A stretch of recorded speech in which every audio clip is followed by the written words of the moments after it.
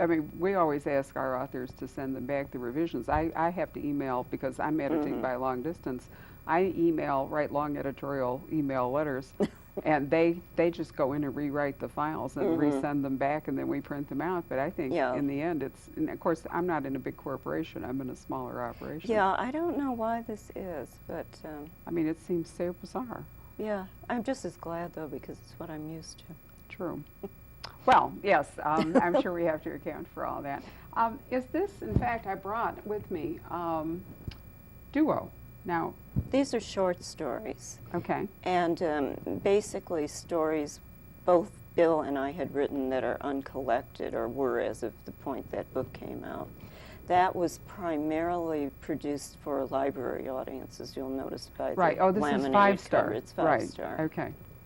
And then you also have had at least 2 volumes of short stories collected and published by Crippen and Lander, haven't you? Yes. The Sharon McCone Files? Yeah, the McCone Files and McCone and Friends, the first being all the stories featuring Sharon up to whenever it was published, I think in 80, or not 89, 96 or 7.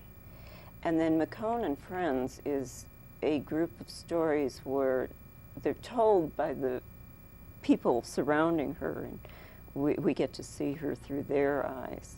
That must have been a really interesting variation for you. It was interesting. And it helped me to get to know the secondary characters a lot better, too, by having to look through their eyes and speak in their words.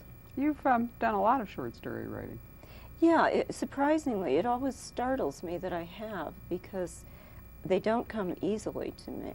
They do require a really focused plot and hook, don't they, to make a short story? You have to be very concise, very tight.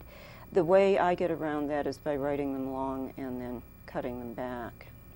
Paring down to the essentials. I have a lot of difficulty writing concisely. So do I. The book news has been great training. If you can only do 48 pages, it's surprising how it condenses things.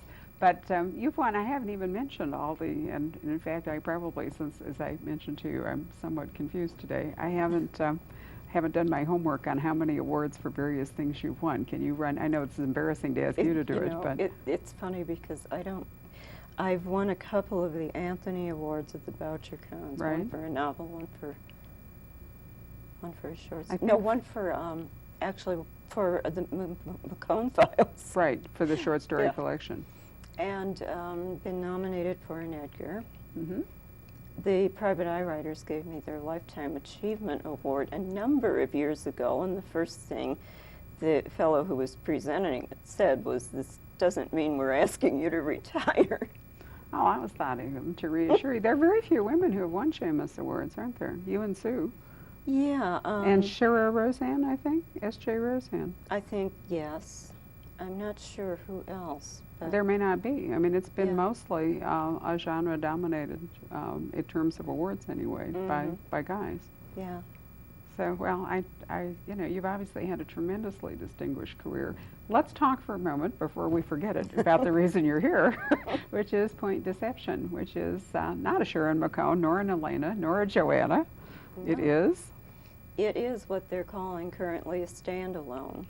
Meaning the story does not spring from any other novel you've written. I call it non-series. The characters had to be created out of whole cloth. The setting was certainly manufactured. Some people are confused. They think that Rhoda Swift, the sheriff's deputy, who is one of the 2 main Viewpoint characters, is going to be a series character, and she is not, although Soledad County, where the book takes place, will be the setting for another standalone, which I'm due to start next year. Okay, so you are in fact going to make the county the equivalent of the main character, right?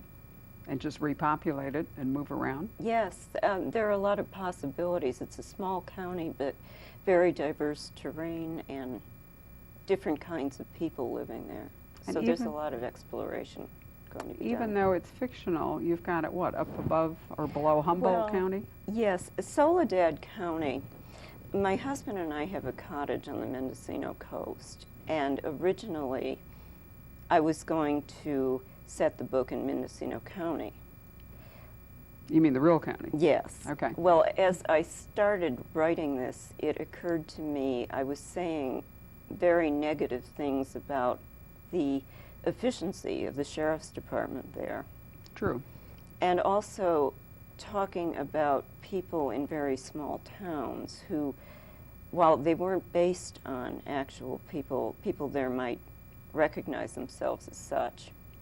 So I took the California coastline and sort of made an incision between Mendocino and Humboldt County and slipped my little county in between them. And you thoughtfully provided a map even in the front so Yes, we could keep it straight. The map came from the fact that I was confused. I kept confusing my county with Mendocino. Oh, so it was your working map. I had it next to the machine on the wall so that I could actually keep track of where I was driving to and what was north and what was south. But I really felt that it was not a good idea. Our cottage is on a blind curve in the road, and the sheriff's department, when we're not there, they camp out in the driveway and have speeders, but they also check the house for security. And I thought, well, this is not a good thing to offend these good people who are taking care of things when I'm not there. I see your point. I thought the map was very helpful for me because there is a tendency, you're so convincing in it, to think it's a real place. And I kept thinking, oh, I've been there. And then, you know, then I would look at the map. Well, you have been, sort of, if you've been to Mendocino County. I have. So you have got, Point Deception is in fact, well, it's where the crime takes place. Yes. And it's on the highway, which is, I guess you've had Highway 1 extend. California Highway 1. The famous coastal highway. Yes. Is going right up through Soledad County. Yes, it kind of continues in that little incision I made. So you have a woman driving along and she's car trouble. Mm-hmm. She's trapped by the side of the road, and the inspiration for this came from the day when I was trapped there. Mm. And my transmission went out. Cell phones don't work there unless you have a local provider. Nobody, including the highway patrol, stopped to help. Finally, a couple of guys came along and did help, and then the sheriff's department. But right after that, I was in New York talking with my editor about what I might do for the standalone book. And this vision kept recurring, only it was not me. It was a young woman standing beside the car, totally helpless. And the rest of it followed from there. There was that subconscious again. Yeah. Well, you do play all that very well into the story because so many of the characters who come along in the story are people who passed her on the road and didn't stop. Yeah. And now are consumed with guilt because she was murdered. Mm-hmm. And any one of them could have prevented that Yes. had they assisted Including her. the sheriff's deputy, who was about to assist her and went on. And also Guy Newbury, the male journalist from New York, who was arriving to delve into, for a true crime book, into a 13-year-old murder that had happened in the vicinity, who drove right by also.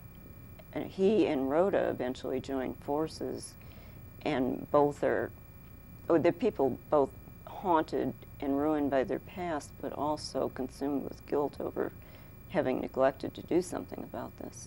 And there again, you've overcome. With Rhoda, it's her job, but with Guy Newbury being an author, although he's a true crime writer and thus presumably focused, in fact, on criminal events, you've given him a motivation for getting involved, which is sometimes hard to find with Yes, a it's not very professional person. And he's guilty because he didn't stop and succor this. What is her name, the lady by the road? Crystal? Crystal, and she's come there not just by random chance. No, she certainly hasn't. So you also bring the history of events in Soledad County, which we should leave, I think, undescribed, or we'll spoil the book. But in fact, it's not only the characters who have passed that have been ruined and haunted, but the whole community. Yes, the and whole this part of community is still traumatized by a past event.